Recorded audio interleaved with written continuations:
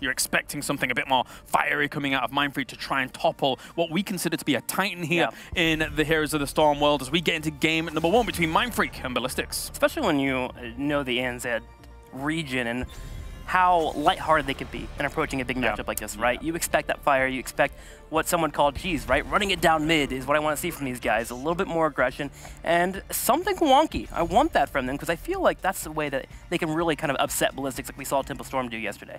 It's one of the things that you expect from them. Let's just think about the last few times that they appeared on stage. They played something along the lines of Diva and made it work exceptionally well. And that's something that they were known for. So of course they had that role swap in, which does probably take that away from them a little bit, but the general spirit of that idea back then is something I missed yesterday. Caldor, I like your point and everything, but did you just call Diva cheesy?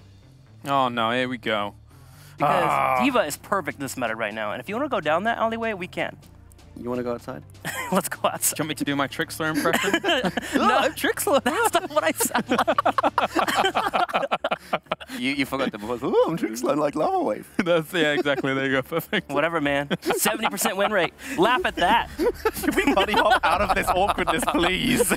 You get used to it, man. Cringe is real. So Sonya coming in. Comes through, by the way. Oh, wow. Wow. She actually got there through. Oh, that didn't go well for them yesterday. Yeah, I mean, it's usually Ballistix' go-to ban, but to be fair, Genji is the most banned hero against Ballistix by a fairly significant amount, but do you really want to let Maya through for that? Yeah, that's what I kind of wish Skimmy was up here for, because I want to Skimmy... Do they just not believe in the power of Maiev? I mean, I know in Hero League she kind of feels a little bit off, right? You have to have that follow-up that's pretty important, so you can have a wrong judgment about her and what she brings, but in competitive play, she is a nuisance. You cannot give her up. I mean, Mindfreak's most common ban is actually Diablo. It's a little bit out there, but once again, their region, the meta was a little bit different when they were playing in the home region, which is where the majority of their stats come from. I mean, when you think about it, Maiev is a better Diablo. Engages and pulls 4 people in instead of 1, so you would think you would go with that ban, right? So they're getting a little bit of global, decent front line, holding back their damage. If they were planning on hiding something, this would be the way to do it. Well, at least they're going a little bit tanky too. With Daka and Murden will allow you to handle that front line a little bit better.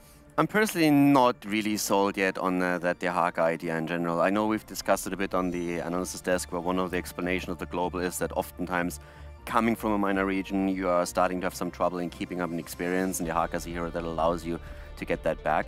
But if you come into the tournament and you state outright that you want a team fight and that you think that you're not really good enough in the macro game to keep up with an opponent, but you are excelling at the team fight itself, I would really love them to go away from that idea.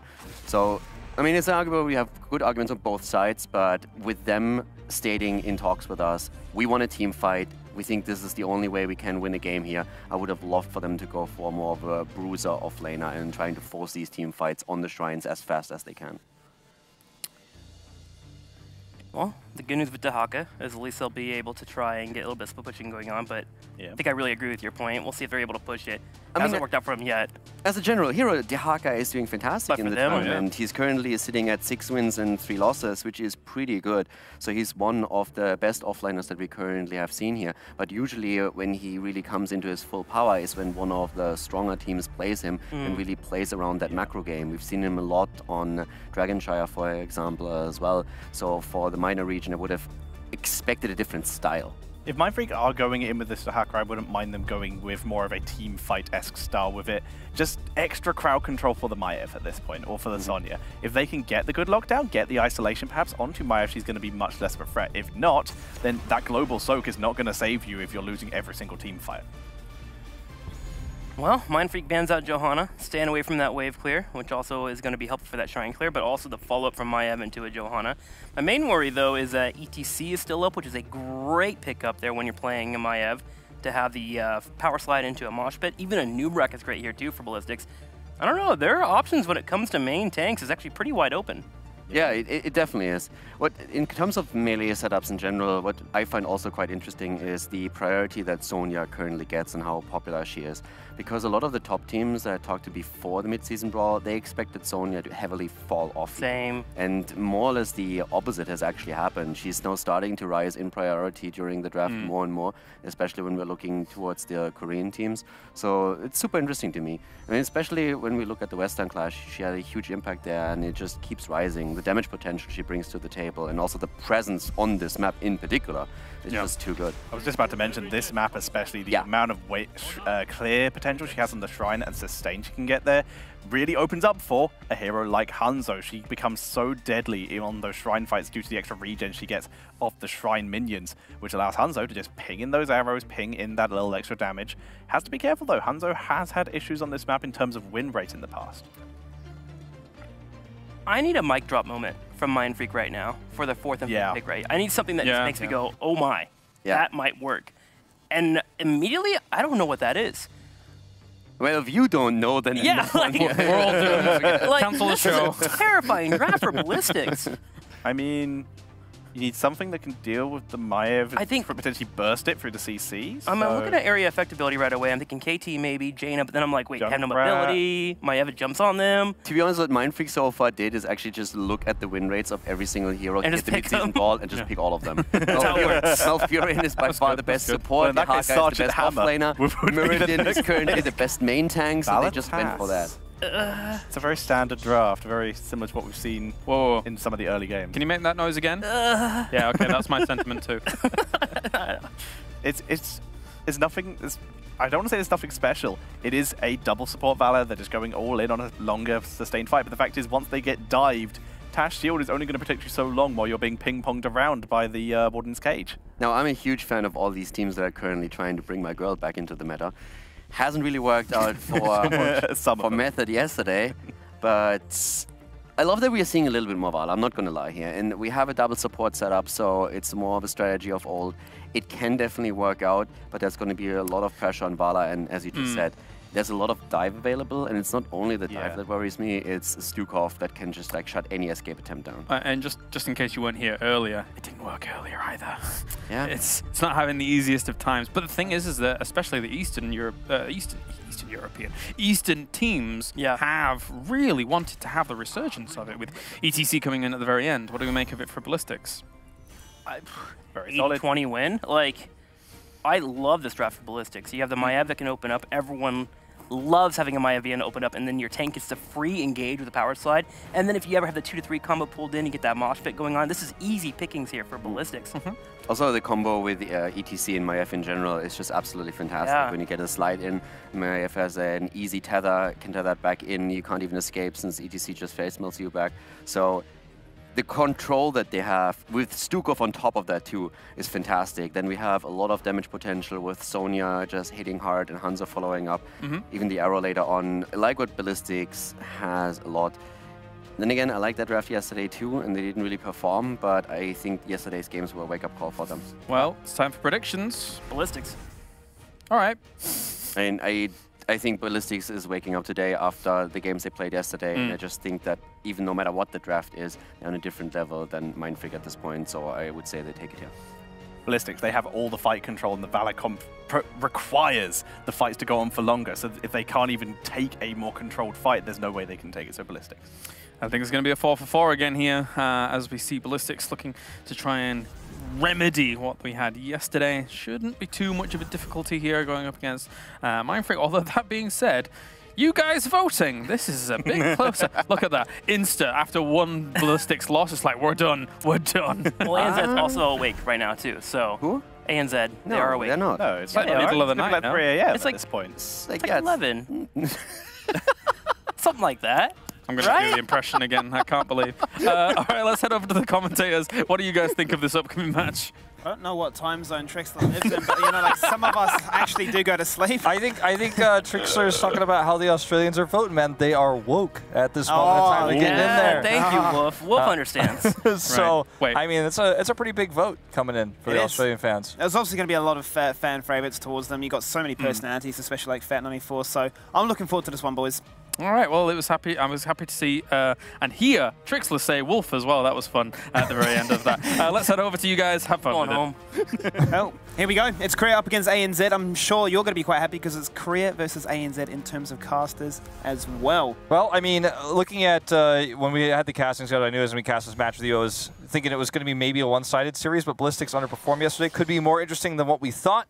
Why don't you introduce these Australian players to us? Well, here they are, Mindfreak, the boys from Down Under. Vanilla, the all-star player. He's playing Malfurion. Dahaka on Ryu. On Dahaka, I should say There the you other way go. around. Mirrodin playing Penta Unleash. Fair94 and Vala, and John rounds things out as Tassadar. Of course, their opponents on the other side.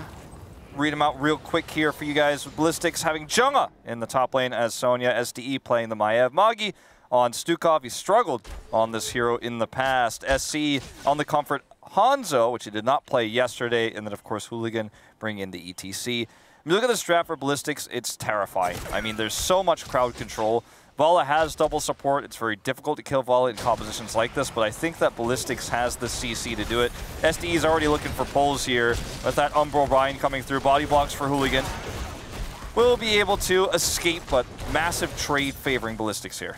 I was nervous with my introductions, and quite rightfully so, because the composition that Ballistix have is really going to give Mindfreak a tough time. They said even during their interviews that, you know, against BlizzCon winners, it's a tall order for us to really try and contest them. And look at this, SDE with a triple bind on the rotation. Albeit this is a very popular map for Mindfreak. It's a team fighting map that plays their style. But as Kauto already mentioned, you know, let's try and have these minor region teams draft away from the idea of playing globals and just go full 5-man commit. I like the idea here. You've got really strong wave clear on the side of Mindfreak with the Tassadar, Vala, Malfurion even, not so bad. So you can push really hard the bot lane, which is what we see down here. And at the same time, you know, when Sonya has to rotate down, Dahaka has the ability to soak up top. But they're losing this top lane matchup, which is how it goes when you have Sonya versus Dahaka, especially with a great top laner like Jong. It's going to be a tough time up there. Ballistix is also relieving a lot of the pressure with the wave clear with heavy commits with SDE on the Maiev. As you can see here, Fat94 going to be first blood. And, you know, before I could even finish, I mean, he's just going in again, looking for these kills, looking for these picks. This is even without Maiev now. Vanilla should be able to escape here, but Ballistix is... Oh, well, I spoke too soon. He's looking for more. I mean, Vanilla, yeah, getting pretty aggressive there, but the punishment from SCSC, such a fantastic ranged assassin player will say, is this a bait? What's going on right here? But they take them down, and just like that, 2 minutes in, we got 2 kills. I mean, it's just Ballistix having less wave clear, although the wave clear is not bad by any means. They have less wave clear, but they're just punishing Mindfreak when they extend forward in the lane because they're clearing the waves. They're trying to get value out of this double support Vala. It's just not working out when the picks come through, and Ballistix always threatening them, forcing them back line. You can see in the mid lane it's happening again. You know, they're setting up for a potential grab here. Once more, Dahaka rotating away, you know, is just not really an option at this point, because you're going to get dominated in the top lane further by the Sonya. So they just have to play safe, I think, and not get too far behind. I like this attempt. Good dodge here by SC. I know, speaking to Ria before this, he's actually really excited as a Korean player himself. He's had a lot of experience in multiple different games. Oh, yeah. StarCraft, amongst many, he's played over in Korea himself, and he was even saying, I'm really looking forward to actually versing some Ballistic top laners, or just some Korean top laners in general, to really sort of test your might. Yes, I live in Australia, but I've still got that flair. I mean, that's a really good point. I mean, he's got his OPL experience as well. He's a player that's been around a long Very time. decorated. Yeah, I mean, when you play this many esports, it gives you a lot of experience. It gives you a lot of, I think, leadership skills as well in-game to help kind of look at the game from different perspectives. Yeah.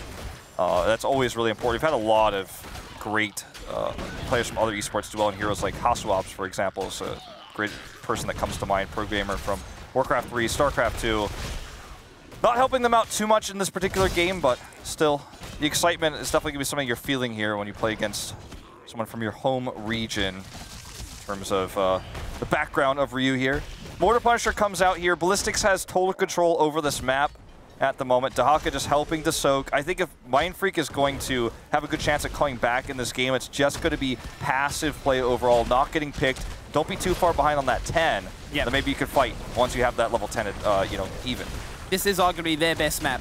And with a draft like this, we have to wait and see, as you say, with the passive play, if they can reach a point in time where they can actually look to try and contest on either an even talent tier or an even level scale. Now, we've seen in the past what's happened when they've played Inferno Shrines against other top-tier teams, and you know, some teams haven't shown them some of the respect, but the draft, there was complete respect there with a lot of those bans being targeted towards what Mindfreak are quite proficient as. So Ballistix, they start off day 1, not the way they wanted, but day 2, they're not taking any chances, Wolf.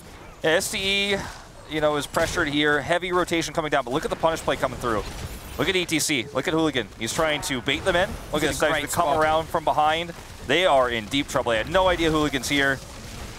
They did do a ton of damage, though, so they can't actually commit to the fight. They baited, I think, a little bit too hard, Ballistix did. Fat94 though, he's pulled too much damage. Yeah, that's the another kill. weakness of Vala right there. So squishy when that shield is down, and there's nothing that Malfury can do. It's an opportunity is spotted here by Hooligan. Power slides in with 4 boys at a moment's notice, ready to collapse upon, and maybe searching for the triple kill as the lurking arm goes on towards John, but they're not going to find any more than that. Scatter arrow finishes at 5 minutes. Everything so far according to plan here for Ballistix. Hooligan threatening so deep here. They've got such a CC-heavy composition, so even with Tastar's escapability here, John has to be very careful, very far back. Tough to even get these auto attacks in right now. Ballistix gonna hit 10 now, and Mindfreak, I feel like in general, leading up to that last, gank attempt by Hooligan, they were being passive. They were on track to be not too far behind on that 10, but now with those picks coming through, they're 0-4. It's tough to come back now because Ballistix has a heroic advantage, and they're just pressing this hard. I mean, they're basically fork diving at this point. They're looking for it. Well, I suppose we've really sort of covered the idea of what Mindfreak are looking in an ideal world to achieve, and that is a full 5-man team fight. But what do Ballistix have? They have fantastic ganking potential. Not only that, but the ability to hold a point with what you can see here, the amount of CC, ETC slides, just pressure like this as you're diving forwards without a single care in the world. SDE will just jump in with that avatar any chance he gets to just try and grab another kill. The power slide preemptively there from Hooligan as the face melt does enough to slow him down, and an easy double kill here for Ballistix as they just start to run away with this game. What's really cool about that power slide from Hooligan too was he did it in a way to where if the movement was a little bit more predictable coming through from Vanilla, he would have actually gotten the stun. But he also moved right afterwards in such a way to where he could body block even if he didn't get the stuns. So yeah, that was pretty cool to see. Mindfreak's about to hit 10 though, and we talked to them, we interviewed them before the group stage, and they said they're a team that wants to try to survive until late game, try to get those late game team fights, because that's their skill, that's their strength. This is a comp that can team fight very well, and so finally, I think for the first time, Mindfreak will not be crawling in this game, but they will be walking. They will have the opportunity to look for team fights, potentially even defensively, given how aggressive Ballistix is being. Absolutely, and from a macro sense as well, they're going to get punished quite hard, as they're not even going to contest for their own Bruiser camp here, as Jongha's going to pick that one up. Shrine is going to spawn in the top lane, so that's going to be a very aggressive lane with the minion pressure coming on through, deciding as to how Ballistix want to go for this one. With a 2-level lead on their way to level 13 for a talent tier advantage over their opponents as well. Still not a single kill for Mindfreak, which they are so hungry for, but now with those ultimates, Wolf, that could change things. They certainly could. Fat94 is going to have to get out of here. Really nice retreat there on the Vala. Gets out practically unscathed there. He's going to get the healing with the shield on him. Trying to poke, trying to put himself in range to do damage, but there's just so much CC. And he's doing a good job of avoiding it, but it means he's less impactful. Look at Hooligan's position. Oh man, silence coming through. That's the end of Muradin. As soon as Muradin gets collapsed upon, Rio jumps in. The coordination isn't there just at this stage, but there's going to be the mosh pit, followed by a massive Twilight Dream. And we talk about it, the Warden's Cage locking members across the ball. 2 fall down. How about 3? Let's get 4. And for the full 5-man ace, Ballistix go in. I want to see a replay of that fight. I hope we get it broken down on the desk, because there was the way that fight was done was super cool, because we had the Warden's Cage placed in such a way where it trapped the members of Mindfreak on the left side, while also preventing the retreat there after the mosh. Hooligan drops down the mosh. Even once the mosh expires there, you can't get out. The Warden's Cage trapping you on the left side. No one can retreat, so Ballistix got the most efficient fight they could have ever hoped for. And now this is an arcane Punisher that's coming down the top lane. They've got a talent tier advantage, and Skimmy, I just don't know if Mindfreak can even keep this keep alive at this stage. Quite honestly, I'm seeing a fate where they pick up the Bruiser camp, they push in with this arcane Punisher. If they find a kill, they're looking for not only a keep, Wolf, they're looking for a core. Certainly, especially with this arcane Punisher. Good bait over the wall here from Penta. But it's just step 1. They are burning this down very quickly. You can see Dahaka is split-soaking bottom, trying to alleviate the experience deficit. And for the first time in this game, Ballistix is not going to overextend. They're going to actually be pretty passive. They've been diving hard, one of the advantages they've had, but they just want to get a fort. They want to get level 16. With a 4-level lead, why not? You are in the driving seat, and this is your game to lose, which would be a little bit weird, given the score is still at 11-0. And I was speaking to Fat94 before. I said, come on, we need to get some kills on the board. You got one on Bad Benny yesterday against Fnatic.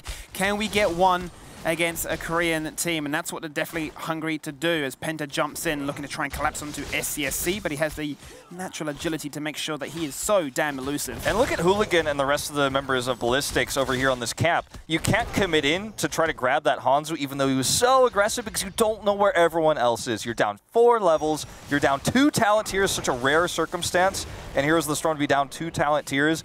So you can't really take a risk looking for a pick like that when you don't have vision. So despite the fact that Mindfreak is behind, I feel like they're making every right choice, what they can at least, given the circumstances. They've just fallen so far behind at this point, it's going to take a miracle to recover. Composition which speaks similar to what we saw with Luna Meow before when they tried to go for the Valor composition. But this is not traditionally what we see coming out of a Mindfreak comp, and it begs the question really how they are wanting to try and approach these Korean games. You'd have to imagine that they're saying we're not going to be able to contest them. They're on an absolute another level. Why reveal anything when we want to try and keep that for the other teams? So I mean, you're certainly right on that. Like Ballistix, as you said in the earlier, they really drafted well towards Mindfreak's comfort. So Mindfreak could have maybe shown a different strategy here, but this is not the one. This is not the best of 2 where you really want to pull something out to try to get those wins to get out of the group stage. This is the one where you experiment a little bit, you know, and hope for the best. But Ballistix got the best in terms of drafting in this first game. Absolutely. They're maintaining that 4-level lead. And it's just really good rotation, really good play out of Hooligan on this ETC, always finding ways to punish Mindfreak. And Mindfreak's so far behind and there's so much CC, they can't even try to collapse in here. They're going to try for it now, but even this is just not successful. Disengage potential is there, but Rio wants to force the agenda. Unfortunately, he drags only a minion as SDE rocks on in. There's going to be the Warden's Cage to start things off as everyone bounces around like a Happy Meal, happy times. It's not going to be the disaster that they're after because 2 of them fall on down, make that a triple kill once again, and Ballistix, they sense blood, they want it, and they will find it as Fat94 and Penta look to try and run away. Fat94 is doing whatever he can. He chucks at a B-set for good measure. ANZ toxicity at its finest. 4 people fall on down, and that is going to be a keep for Ballistix. Hey, you know, he tossed out the rain too. He got a few stuns here. But at the end of the day, this is a dead keep. Jungha is just teasing right now. This is going to be the kill that potentially just allows Ballistix to end the game. Short death timers still, but they're 5 levels up. I mean, almost never seen a professional Heroes of the Storm play. And this is just an outclassing of mechanics here. As now Ryu is caught, he's getting blown up. He's got the time buying ability here with the burrow, but make no mistake, this game is over as the core goes down here. 12.5 minutes, Ballistix will take the win with a perfect game, 18 kills to 0. 19, excuse me. As this draft, you gave them the Maiev, you gave them the Stukov together. That means disastrous potential when you've got an ETC on the other side as well. You know, we see Maiev banned every game in this tournament pretty much. And I think this is a very strong reminder as to why. I mean, you gave Ballistix everything and you denied everything from Mindfreak. And whilst the argument about them sandbagging to try and preserve strategies for later into this group, you still have to beg the question as to how much was really learned from this one. I'm sure they're going to go into depth and study that replay and see what they can try and to extrapolate going forward as these days unfold. We're only in day 2 and we've still got day 5 all the way to look forward to down that line. But I think Ballistix, for them, this is a bit of a confidence boost in a weird scenario where day 1 was pretty rough. Yeah. And you get to have a day where, what we already mentioned before with another series, it's a bit like a rest day for them. Yeah, I mean, I think it was a bit